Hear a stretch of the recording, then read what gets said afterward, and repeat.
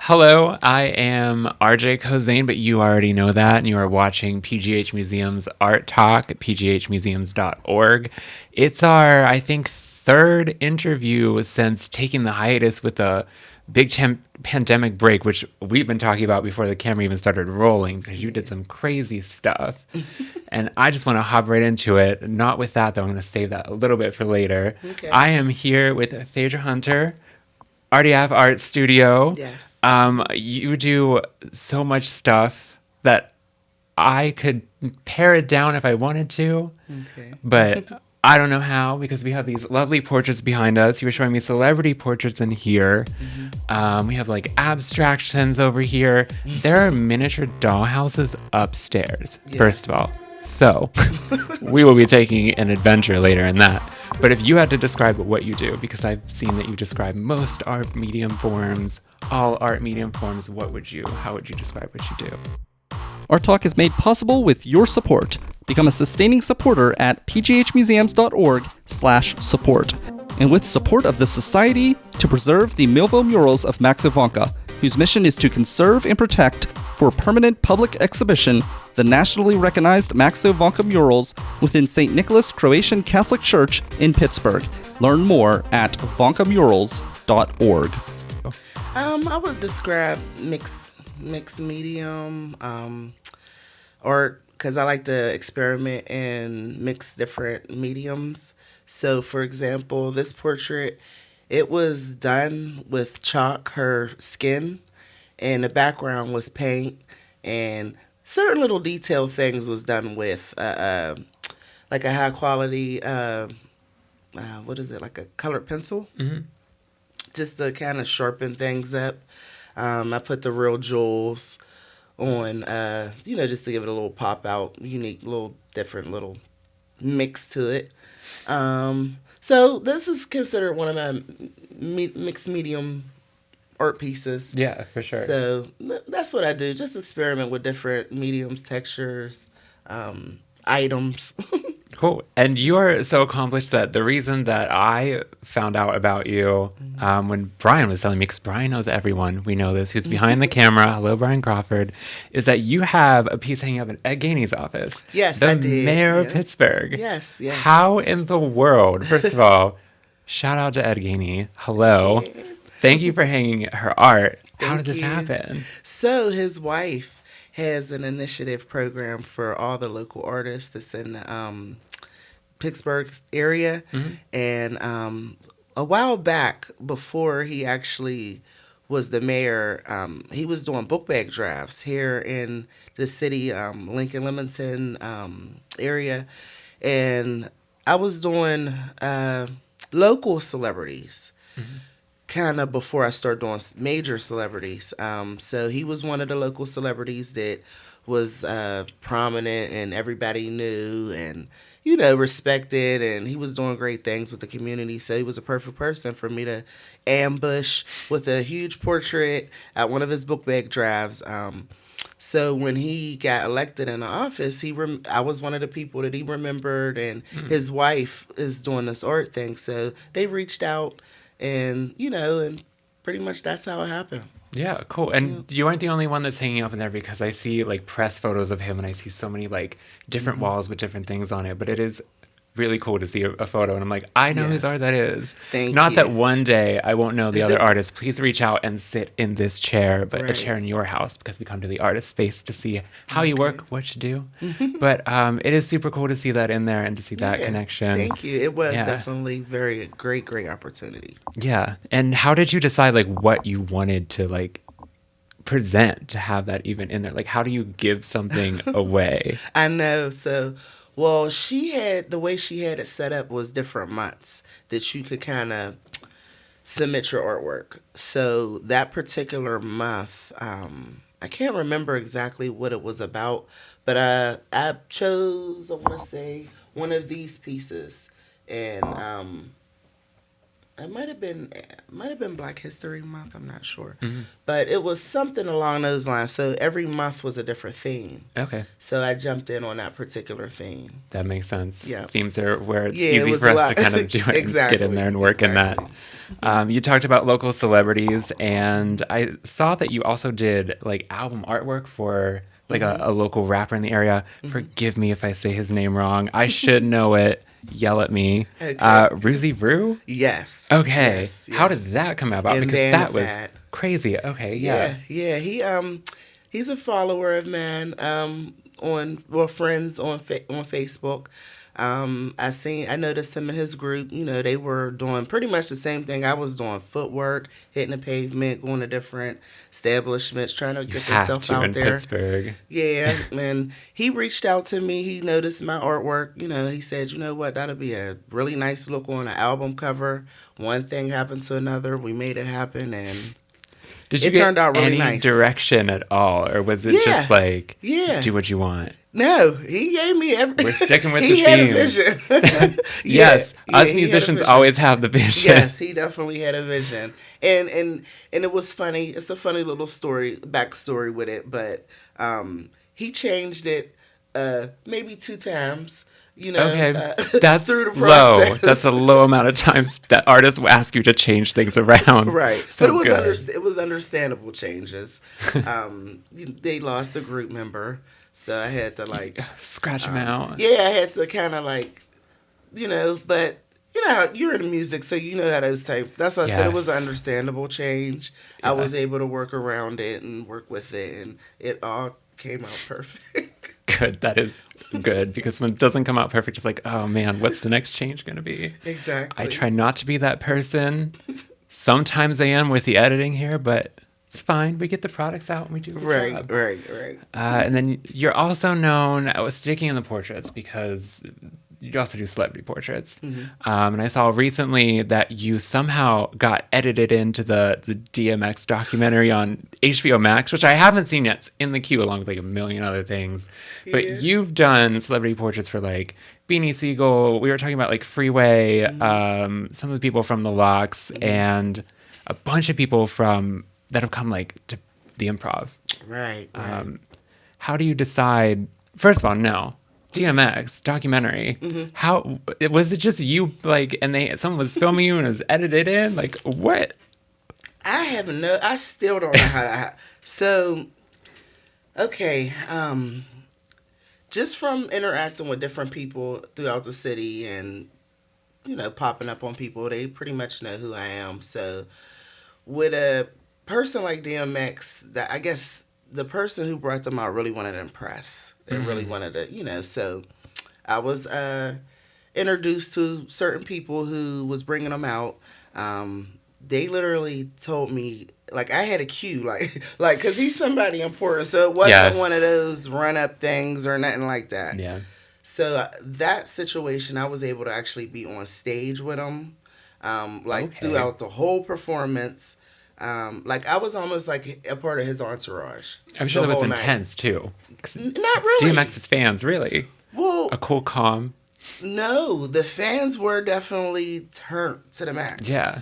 But his entourage was pretty mature and they weren't turned up, because I was kind of like, I can't believe I'm like hanging with DMX. Right, yeah. So everything was beautiful, and he was the most humblest. I mean, he almost like cried. I had some footage on my page of it, and I mean, he was so like surprised. And, There's definitely emotion, because I did see at least a picture. It, and I was so proud. So it was a great moment. Another one that I can remember that was similar to that was Ja Rule. He had came out, and I was on stage with him and was like hanging with him all night, and it was the same type of experience. However, the HBO thing, I had no idea that this was like a tour that would be his last tour. I didn't know that people were documenting. I'd seen the photographers, but Yeah. so I want to say this past year, I'm at work and someone called me and was like, "Oh, by the way, I just seen you on a HBO documentary of DMX." And I'm like, "Huh?" And what was crazy is I couldn't even get off to go on a break fast enough to even see I've what he been was there. talking about. You get these big opportunities and you're just living your life. And it's like, wait, how do I get out of like the J job to go see what's going on I'm here? like, oh my goodness. So I went on break and I looked it up and I seen, and I'm like, oh my goodness, I have got to go get HBO because I don't even have that like app. So yeah, I was very surprised. I said, oh my. So that, I was like, what more could you ask for? Nothing. Amazing. Yeah. And to be in that documentary, because I hear very, very good things about it. And I didn't have a clue about nothing. No, you're just there. Yeah. How do you pick your subject? Whether it's a celebrity or somebody else. I guess we'll start with celebrities and work backwards. Okay. Is it just somebody comes to town and you're like, all right, let me like draw them and go see if I can hunt them down before after the show or promote it or something? So, growing up in Pittsburgh, there was one major concert that I remember, and that was like Jay-Z, the Hard Knock Life Tour.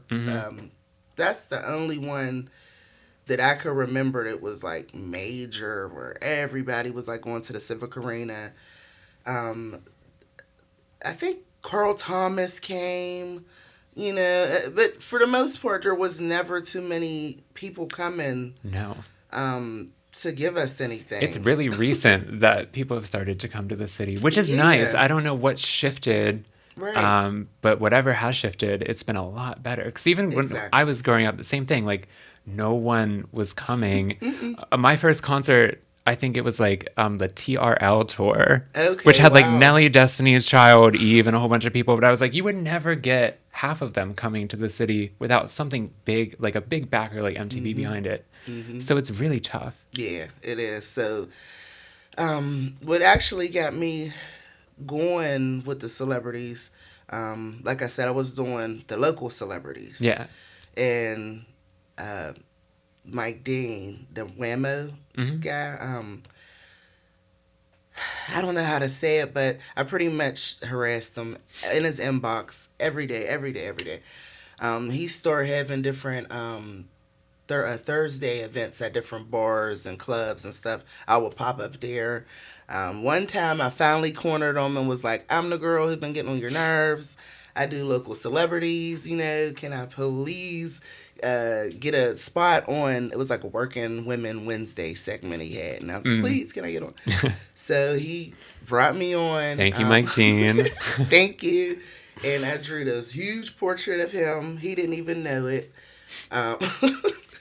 Like I said, when you're younger, you could do things quick. Yes. Because I did that quick. Drew a huge portrait of him, and he was so impressed that he was like, wow. He was like, we just had Cardi B here the week before. And I'm like, oh my goodness. And he was like, but we got somebody coming this weekend. If you could do a portrait, maybe I can get you backstage or something. And I'm like, oh, right on. He tells me it's Young Boy NBA. And at the time, I'm like, okay, cool. I go home, Google who he is, or a picture. And I just drew it. And I seen a lot of pictures with him interacting with his son. And I said, oh, that'd be a nice little touch if I add a little picture of his son in it. Yeah. Well, I drew the picture. Everything worked out fine. So I couldn't make that event. So I just passed it along to Mike Dean for him to present it. Afterwards, my daughter was like, Mom, do you know who that is? And I didn't know until after the fact. That's a little young for me. But it was big. And NBA Young Boy liked it. Mike Dean liked it. So he was able to ask me to do a couple more celebrities that had came.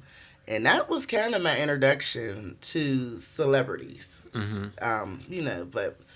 So, I don't know what the initial question was. I hope I answered it somewhere along the way. You answered it just how you, track down, who you want as your subject. Okay. As far as celebrities They kind of just dropped in my lap. Yeah. The celebrity ones. Especially if you're getting them as they're coming through town. Like, if you're, trying to show, this is what Pittsburgh art is. Thank you for coming through. This is my appreciation. It makes sense that you would, get the ones that you appreciate that are coming to town. Because I think that's really nice because we both know the struggle of people not coming to town, nothing to do here sometimes. And just like showing an artist, hey, like I'm from here. I appreciate you so much that I took time out of my day to like sketch you in any capacity. I would come back if there's that much love. Thank you. Yes. Thank you. That's the goal. That's the goal, is to be a memorable, lasting city. You got so many cities you're going through. Yes. If you can remember our little city of Pittsburgh, that's like one up. Yes. And do you give them originals? I know this because we were talking beforehand. Or are you giving copies? No, they're actually copies.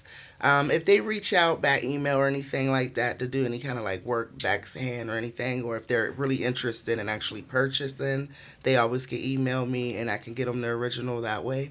But just because it's a lot of hard work you put into it, and Yes. not every celebrity is in a position to actually go in their wallet, even though we think they are. They're human, they're normal human beings, and they're here to do a job.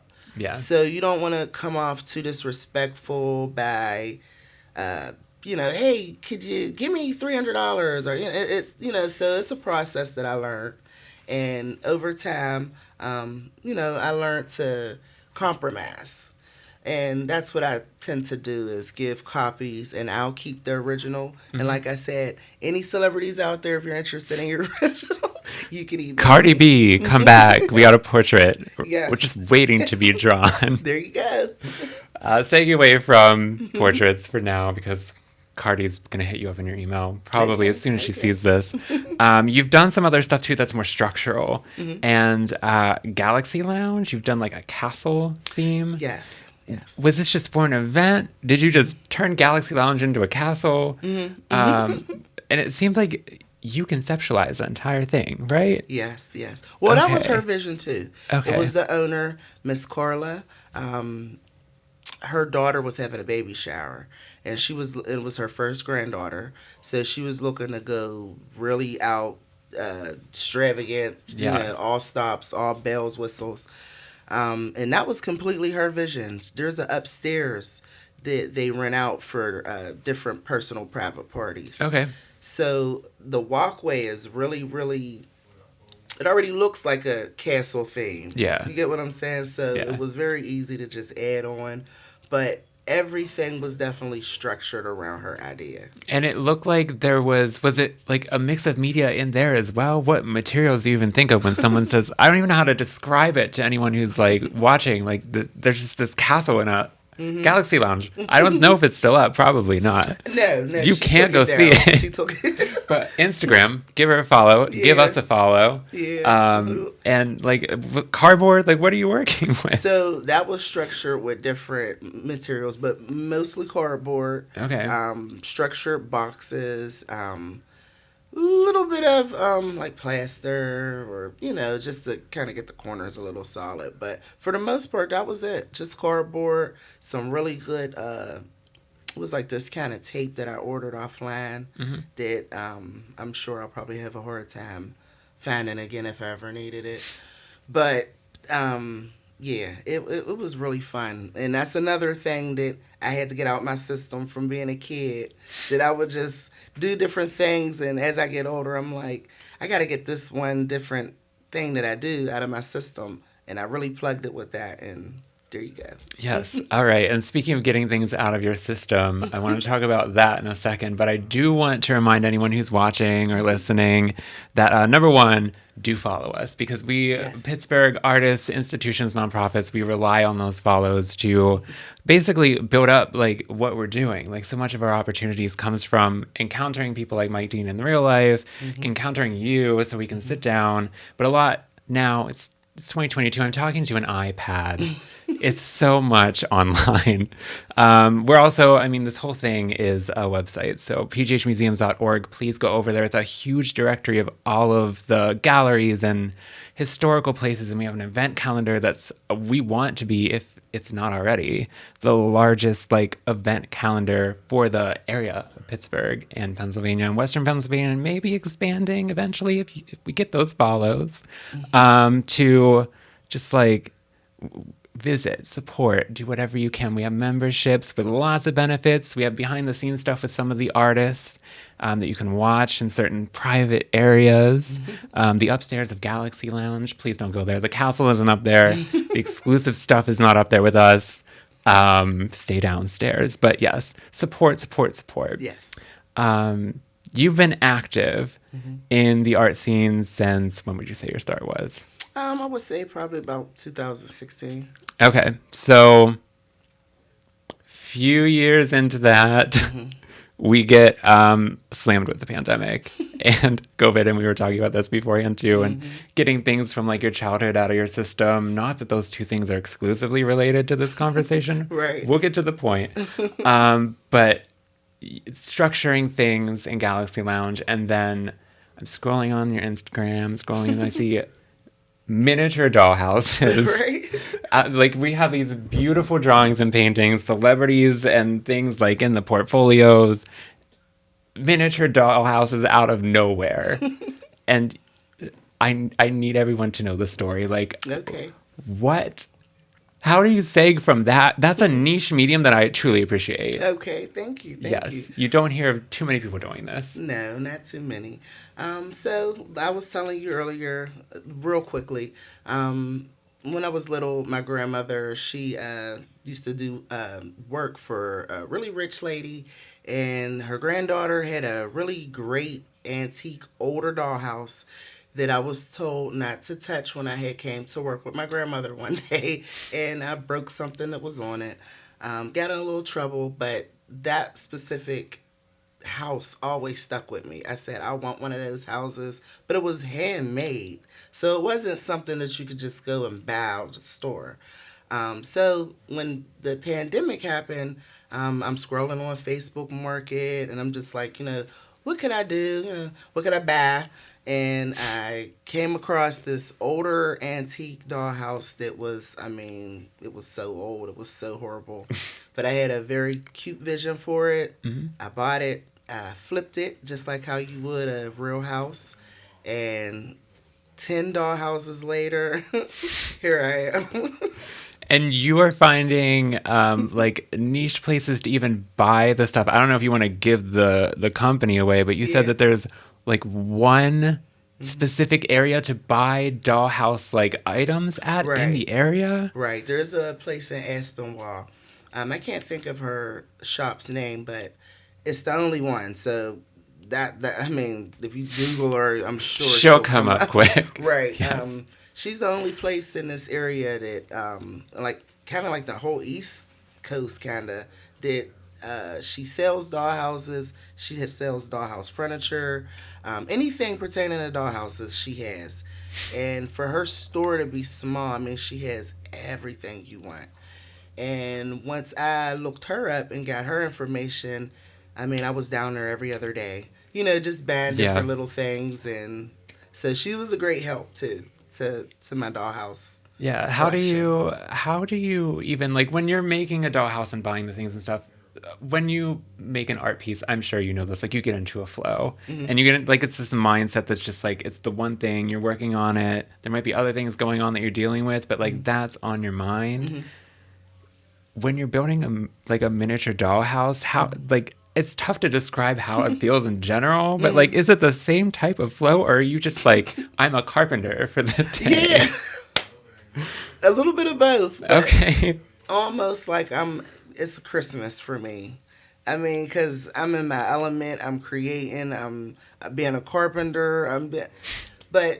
Honestly, when I'm creating something, that's my happy place. Yeah. Yeah. That's what I think I hear from every single artist that I speak to on the planet, including my own brain. So it's cool that transcends like into the different mediums too. Right. Because you see people working too. Like I was transfixed on a building in Oakland like earlier this week of like people just building something. Right. And I was like, okay, they're like in the flow of doing this, and that is kind of cool to see that parallel. So it's cool to like connect that as well. Yeah. For sure. Yep. So, yeah. And there was this infomercial, I will say, that used to come on when I was a little kid. I don't know if anybody out there remembers, but it was a contest that you would send in. They would send you this packet. It was a turtle. It was a parrot with one eye. I don't know where we're going with this It was in infomercial. the early 90s. Okay. So many, that infomercial or commercial, so many people to this day I run into, and I tell my story of how I started drawing, and they're like, I remember that commercial. So I just want to say shout out to whoever did that commercial, because after that plate incident with my grandma in an antique house, she ended up sending away, because she said she's into these type things. She's into Barbie. And she sent away for that. And I don't know if that was a scheme or what, but it was such a great, because nobody won. They never announced the winner. Yeah. No, I'm not, but that was a really great thing for an inner city kid that's watching TV that like is an outlet. Yeah. And when I went to Ed Gainey's office, that's one of the things that I wanted to speak about was promotion, because that's so important. Oh, yeah. You could draw all you want, but if you don't have an outlet or a way to promote it, it's kind of like goes nowhere.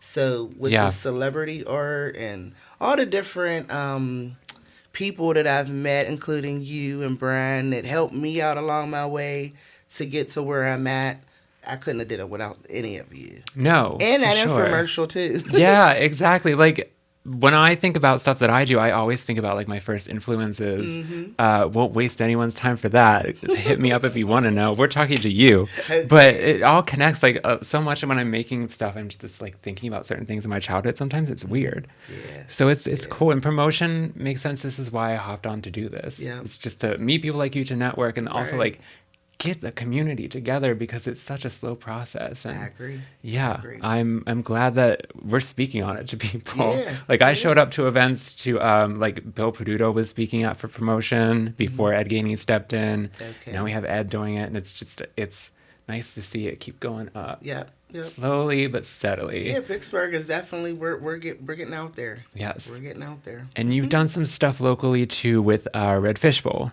too. Yeah.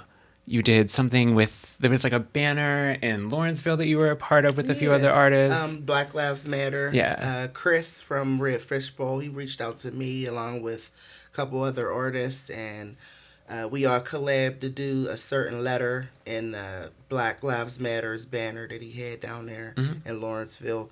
Very cool project. One thing led to another. He ended up pairing the artist that did that banner. He ended up pairing two artists together, and we would do a collab piece. And so it's still down there if you would like to go down there and see me and another artist, Ashanti. We collabed and we did an awesome piece. Is it 42nd Street or nearby? On I tried Butler? to track it down. Butler. Okay, it's on Butler? Yeah, it's on Butler. Okay, find it. I'll probably be next to it, like looking like this, right next to it, not even knowing that that's what I'm 'cause looking I think at. the intersection is like 42nd or something. Okay, But cool. yeah. Head down there. Yeah. Red Fish Bowl. And there was another one that you did with them called Coexist or Don't Exist or something like that. I don't remember who that was. Was it them? Yeah. So that was the banner, actually. Coexist or Okay. Don't Exist is what Red Fish Yeah, was calling it. Black banner, In yeah. 2020, when you were doing the Dollhouse, so you were having a busy 2020. Yes. And to bring that back, also, you had the first annual Black Artist Festival that you put on yourself Yeah. in Universal Park in Penn Hills. Yep. Busy 2020. And I was so nervous. I said, maybe I'm pushing it a little bit with this COVID thing. Everything was coming to an end as we thought. Yeah. You know, it was going up and down. We up and remember down. that summer. I think Yeah. everyone's going to remember And that we was summer. like, So we were confusing. ready to do something. Yeah. So that particular year, it was my birthday coming too. So I said, I'm going to just put it all in one. Just because I didn't know how the turnout was going to come. And I said, well, if I have my birthday, I know my family will at least come, because COVID was, I didn't know if anybody was wanting to participate. Yeah. But a lot of artists showed up. About 6 artists came. It was a really nice turnout. Everybody made some money. Everybody got a nice pictures, for their booth and to promote on their page. Everything was beautiful. The kids was out. We had a couple different local artists that performed. So everything was good, and that was a very good experience. When's the next one? Well, I had a second one last year. It was Okay. for Christmas, and I had presented my dollhouses. And that year, I didn't get so many artist participation, but I did have a few that came out and other vendors that came out. And so this year, I'm looking forward to doing something a little closer to spring. That'll be my third one. Okay, cool. We will watch out for that. Yep. And I guess just to close out, because we've talked so much about the pandemic, so much about the celebrity stuff came like pre-pandemic for the most part. Right. What's beyond that event that we are ready for, and we will list on pghmuseums.org. What's in the future for you? What do you want to accomplish? Okay, What do you want to do? future-wise, I'm looking to, I'm trying to enhance my dollhouse collection, and I don't have the space here for it, but I would love to do something with the Pittsburgh Art Center or the museums or anything along those lines. Drawing is always going to be my number one, but I really, really start enjoying the different avenues and different structure and how building different things.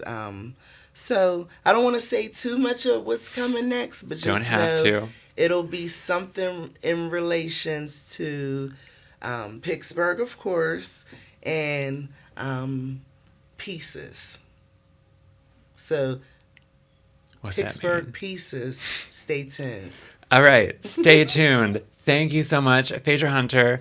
Thank you so much for hanging out with us and inviting us to your lovely space. This You're is welcome. You're very welcome. for Thank sure. you. Thank you. This is PGH Museums Art Talk. I'm RJ Kozane, 2020K, the baddest electronic pop musician in the area. Baddest musician and painter, dollhouse maker. I'll make you a musician if you want to be one. Hey. Continue doing that stuff. And thank you so much to everyone who has Alrighty. done Thank this. you, everyone. See ya.